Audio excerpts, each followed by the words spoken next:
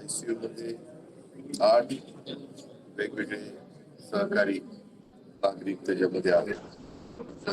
मध्ये 8 आहेत. डिस्चार्ज जवळपास 33 जणांना देण्यात आलेला आहे. अशा प्रकारची 49 टोटल आहे. आणि त्यामध्ये ज्या काही 4 जण होते त्या सर्वांना त्यांच्या डेड बॉडी संबंधितांना हँडओव्हर करण्यात आलेले आहे.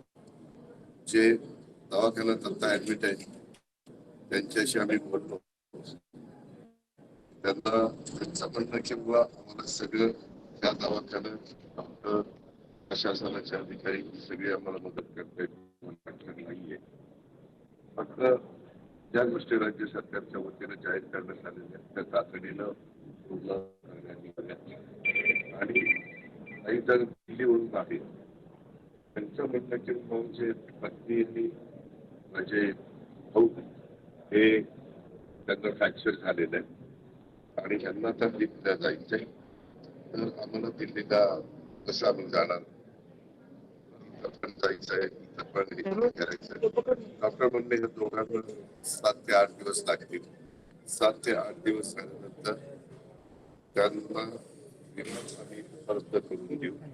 त्या विमानातनं जे 2 पेशंट आहेत की जे विमानापासून दिल्लीपर्यंत जाऊ शकतील अशी प्रकारची परिस्थिती निर्माण होईल असं डॉक्टरांचं म्हणणं आहे. आज इथं जे ICU मध्ये ठेवलेले आहेत अजून 1 दिवस त्यांना ICU मध्ये ठेवावं लागेल. मग ते म्हणाले की आम्ही जनरल वॉर्डमध्ये त्या ठिकाणी घेऊ, स्पेशल वॉर्डमध्ये घेऊ आणि बाकीचे उपचार डॉक्टर तर त्यांच्यावर व्यवस्थितपणे करता आणि काही त्यांच्या इतर गोष्टी त्यांनी सांगितल्या काहींनी आपण व्यवस्थितपणे सरकारच्या वतीने पार पाडल्या जातील. त्यामध्ये मी स्वतः कार्यस्थळ म्हणून लक्ष घालीनच घालीन, परंतु जिल्हाधिकारी, आमचे मुख्य कार्यकारी अधिकारी, आमचे आमदार विषयीचे इथल्या प्रांतावर जबाबदारी दिलेली प्रांत पण सतत त्यांच्या सगळ्यांच्या संपर्कामध्ये अशा प्रकारची परिस्थिती आहे.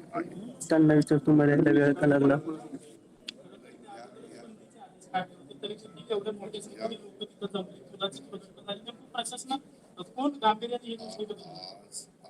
विचार मग